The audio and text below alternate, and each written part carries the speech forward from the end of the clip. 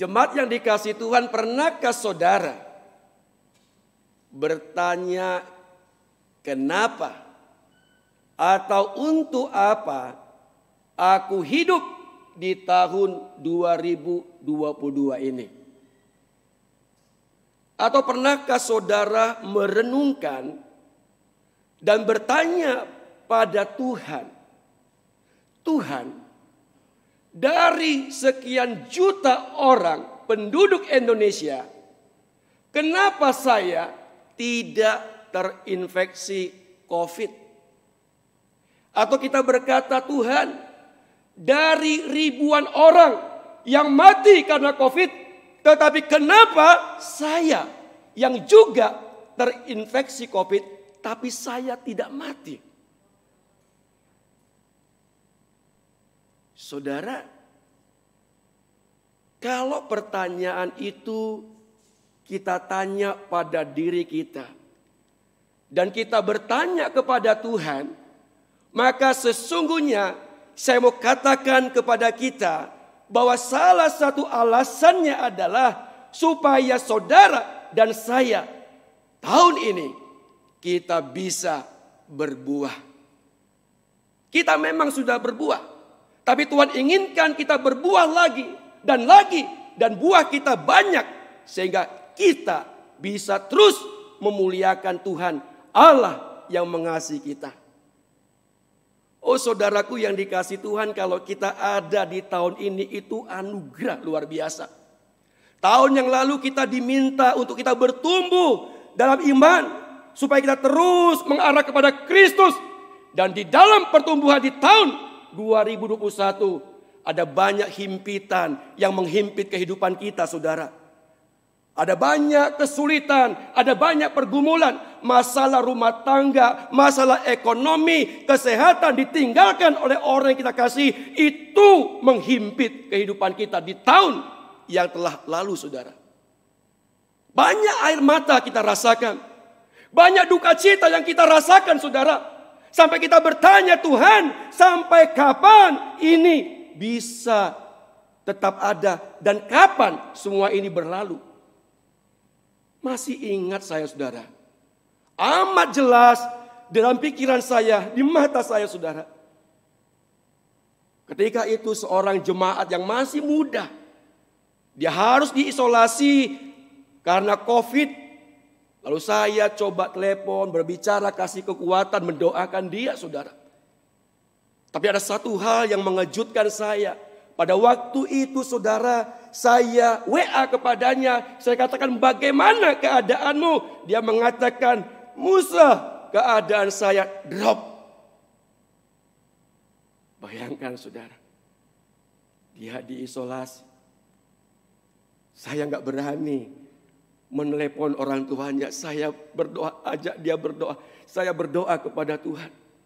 Enggak lama kemudian kabarnya dia telah meninggalkan dunia. Oh, saudara dikasihi Tuhan, tidak gampang. Sehingga ketika saudara dan saya ada di sini, kita berdiri hari ini, kita mengakui semua ini ada kemurahan Tuhan. Dan kita bertanya, Tuhan, apa maksudmu? Kami ada, aku ada di tahun yang baru ini. Kita diminta, saudara, untuk menghasilkan buah. Ini tema tahun kita hari ini, saudara. Tahun ini kita diminta supaya kita bisa berbuah bagi banyak orang, sehingga melaluinya Tuhan ditinggikan, Tuhan dimuliakan. Tetapi saya katakan juga bahwa untuk kita berbuah tidak semudah yang kita pikirkan, saudara. Ada tantangan yang begitu berat. Pergumulan rumah tangga akan tetap ada. Pergumulan ekonomi akan tetap ada. Kehilangan orang yang kita kasih akan tetap ada. Tapi dalam konteks kerajaan Allah, dalam konteks kehidupan kita berbuah kepada Kristus, maka kita memiliki tantangan yang paling utama di tahun ini adalah kepalsuan, saudara. Inilah tantangan kita. Sebagai orang Kristen, memang kita akan menghadapi tantangan di luar gereja. di dunia ini, tetapi kita juga menghadapi tantangan di dalam internal kita, di mana kita melihat kepalsuan yang itu membuat kita menjadi tawar hati dan kita mulai kecewa karena melihat ada orang-orang yang kita lihat dia rajin beribadah, kita lihat dia begitu saleh, tapi ternyata kehidupannya tidak menunjukkan bahwa dia adalah seorang yang menghasilkan buah. Saudara, kita akan lihat ya dari bagian ini, indah sekali saudara. Ilustrasi ini, perumpamaan ini saudara, begitu populer. Begitu populer bagi banyak orang. Dan ini adalah sebuah perumpamaan yang ditujukan kepada setiap orang yang percaya kepadanya dan juga kepada para murid. Dan hanya ada di kitab Matius, dan yang luar biasanya Yesus langsung memberikan penjelasan tentang artinya saudara. Kita belajar ya dari sini saudara ya, supaya kita kuat menghadapi kehidupan tahun ini. Sabar saudara. Ini saudara. Kalau kita baca tadi, dengan jelas sekali Yesus menyampaikan atau menjawab pertanyaan para murid yang berkata apa artinya perumpamaan itu. Kita lihat bersama bahwa Tuhan Yesus adalah penabur benih yang baik atau gandum itu. Iblis adalah musuh yang menaburkan benih belalang. Benih yang baik itu adalah anak-anak kerajaan Allah atau orang yang percaya kepada Kristus.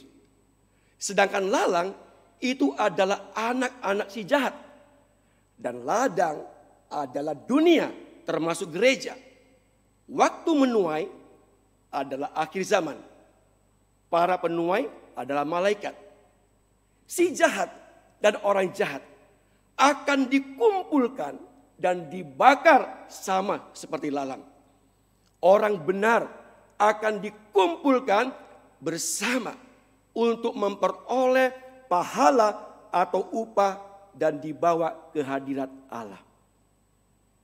Ini penjelasan yang telah dijelaskan oleh Kristus sendiri saudara.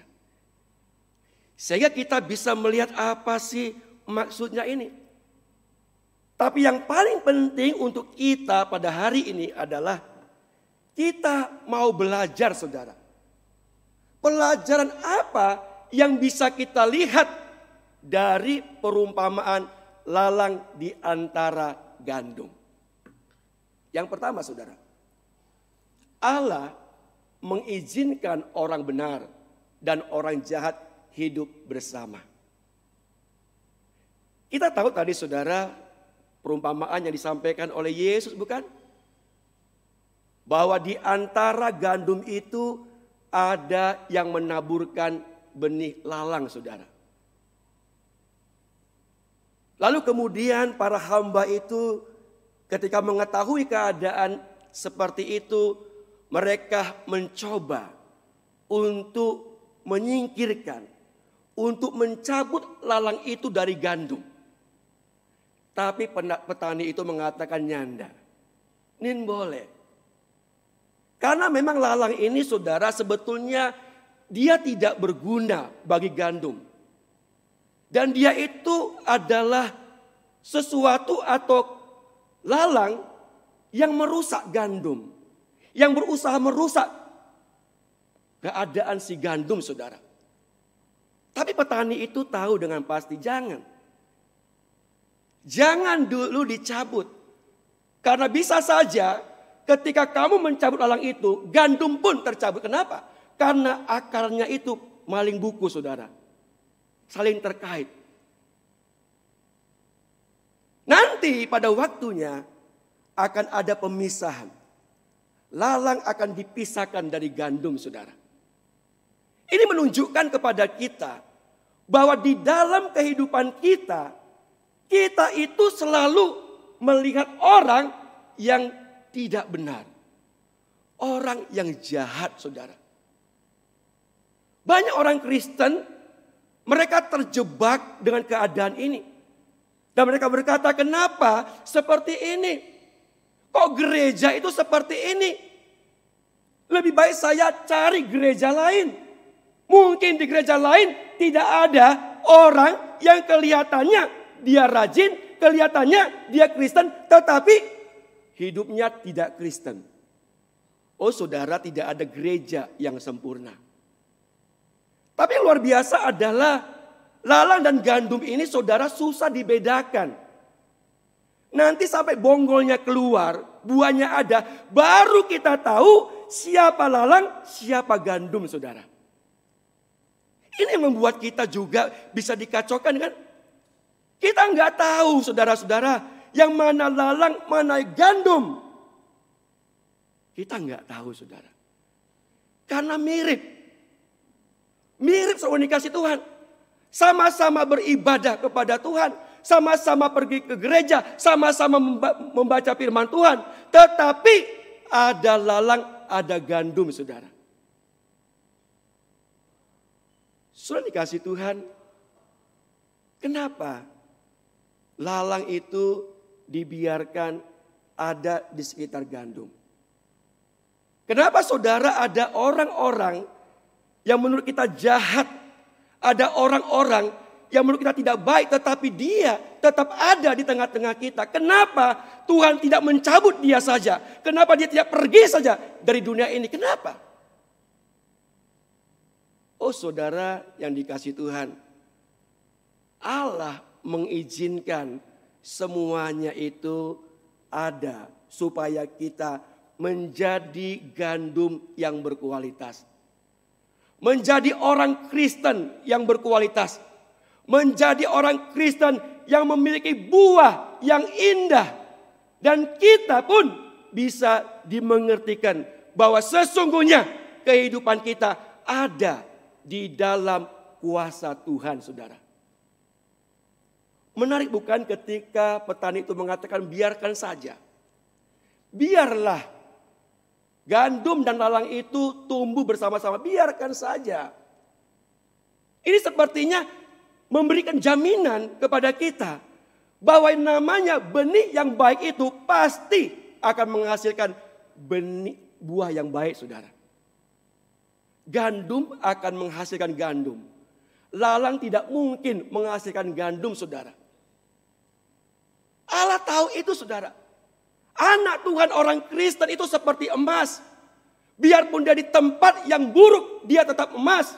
Biarpun dia ada di tempat yang tidak nyaman, dia adalah emas. Kenapa saudara? Karena yang memberikan benih itu adalah Kristus sendiri. Firman Allah yang benar. Firman Allah yang hidup. Saudara, kita sering baca ini ya. Ini memang viral di mana-mana. Orang jahat memang menakutkan. Tetapi yang lebih menakutkan lagi adalah orang yang berpura-pura baik padahal dia jahat. Saudara, orang jahat itu menakutkan loh saudara. Mungkin dia bawa parang di depannya, bawa pistol, menakutkan. Tapi kita bisa menghindari dia bukan? Kita bisa berjaga-jaga bukan? Kita bisa waspada bukan?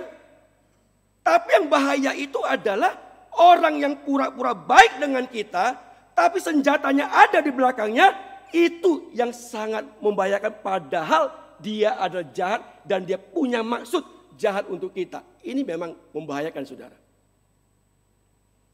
Kita nggak tahu kan? Apakah dia jahat, apakah dia baik, kita nggak tahu. Tapi itulah kenyataannya saudara. Kita ada di sana dan kita juga mengenal istilah serigala berbulu domba. Dia tuh serigala saudara yang datang menyusup di tengah-tengah kita. Tapi dia mengenakan bulu domba dan kita terkesima dengan dia saudara. Banyak orang gampang terkesima dengan tampilan seseorang di luarnya. Dengan kata-kata yang manis seolah-olah dia adalah orang hebat. Padahal sebetulnya dia adalah serigala yang berburu domba saudara. Gak gampang bukan? Gak gampang saudaraku yang dikasih Tuhan. Ini tantangan kita loh.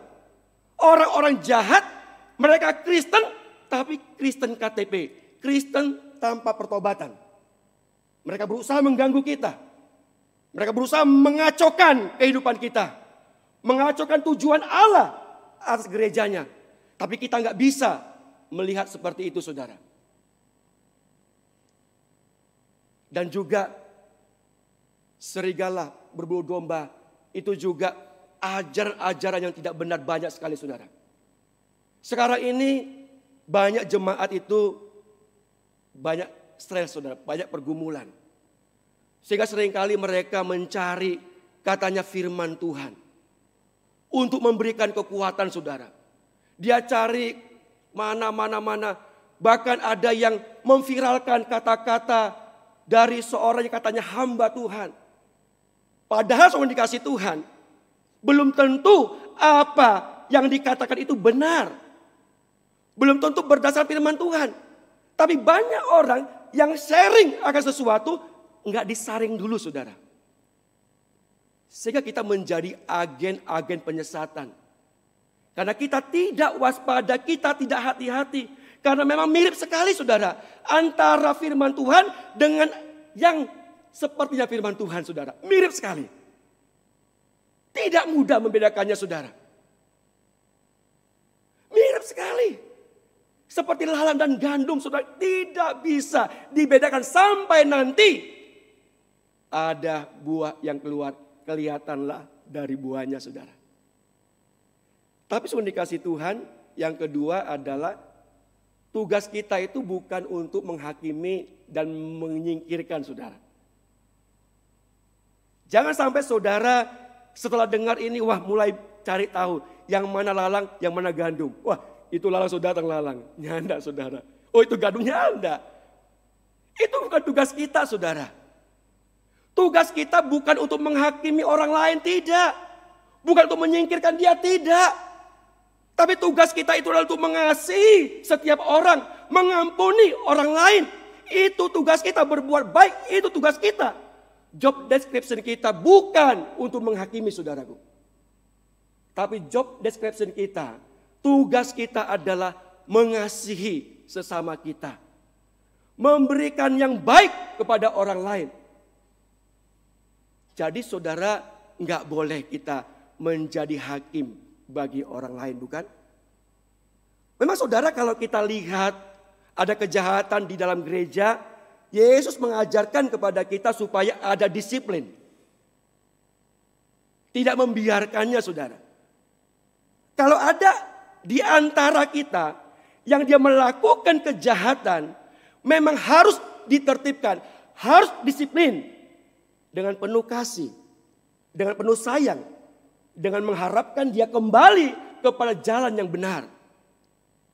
Tapi dalam diri kita juga, saudara, kita harus mendisiplinkan diri kita sendiri untuk kita tetap bergantung kepada Tuhan, untuk kita tetap menjadi anak Tuhan yang baik.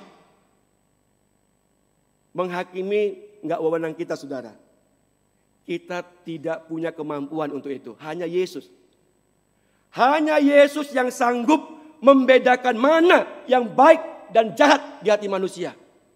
Manusianya melihat apa yang di depan mata, tapi Tuhan melihat hati. Dia nantinya akan memisahkan, saudara. Dia akan menyuruh malaikat-malaikatnya untuk memisahkan mana lalang, mana gandum. Dia sudah dikasih Tuhan. Jadi jemaat yang dikasih Tuhan, yang paling penting lagi adalah kita harus fokus kepada relasi dengan Tuhan, saudara. Memang selama dunia ini ada, selalu ada orang yang jahat. Selalu ada orang yang mencoba menyakiti kita. Mencoba membunuh karakter kita. Mencoba memperlakukan kita dengan tidak adil. Tapi kita sebagai anak Tuhan, kita adalah gandum.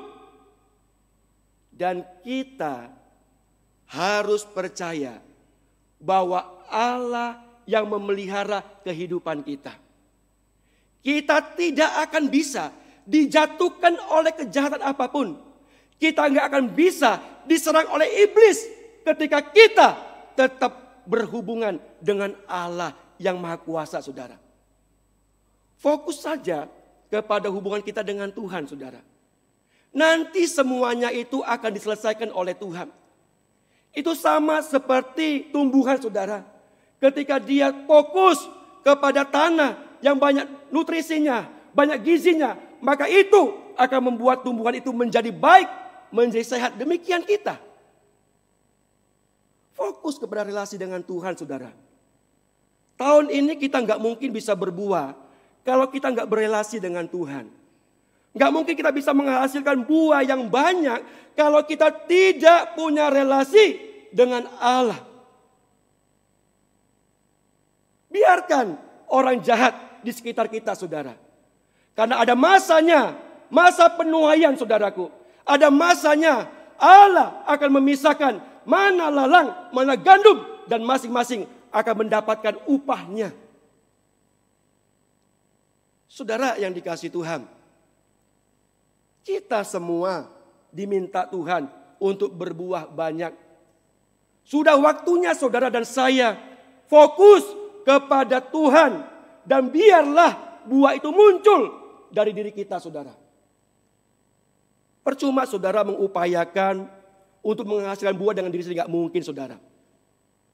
Sebaik apapun usaha kita, bagaimanapun kita bisa menampilkan diri supaya kelihatannya baik, itu sementara adanya, saudara.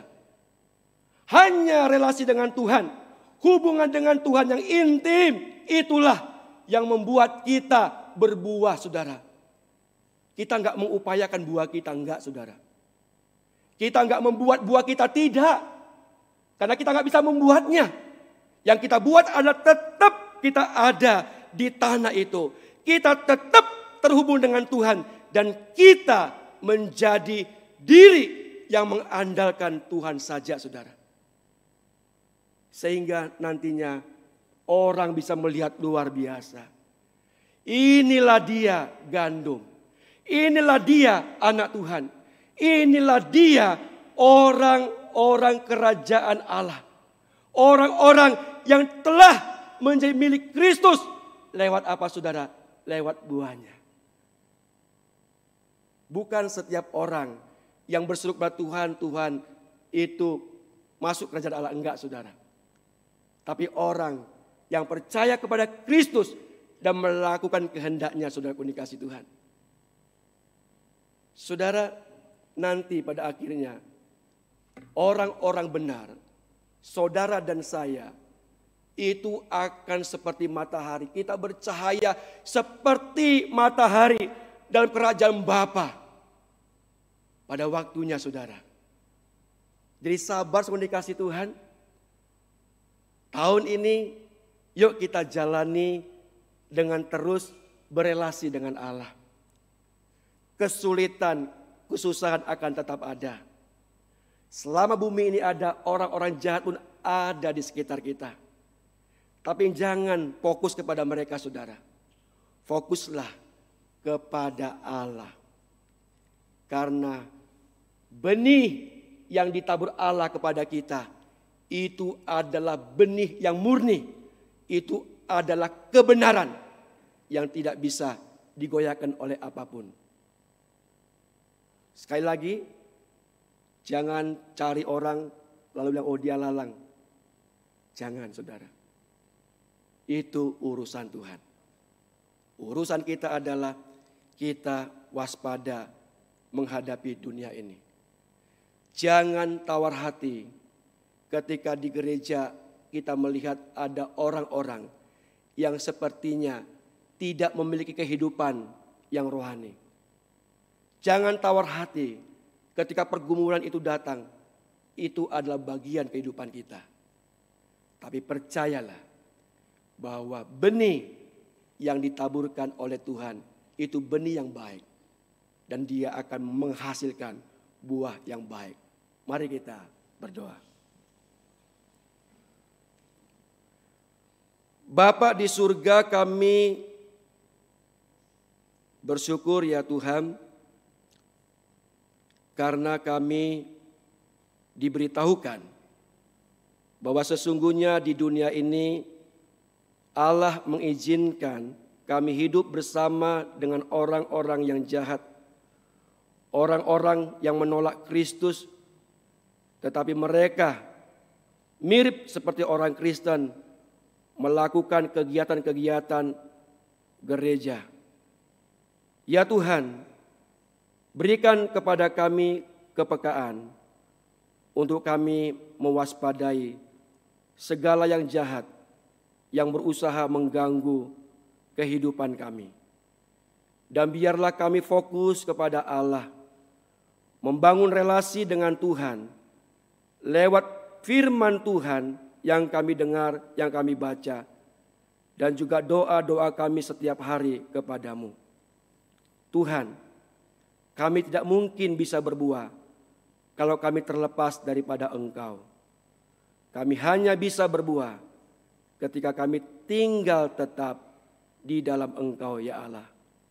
Terima kasih, biarlah tahun ini kami bisa menolak segala rintangan-rintangan yang menghalangi kami untuk berbuah bagi Kristus. Terima kasih, terpujilah Engkau, demi Kristus kami berdoa. Amin. Tuhan memberkati.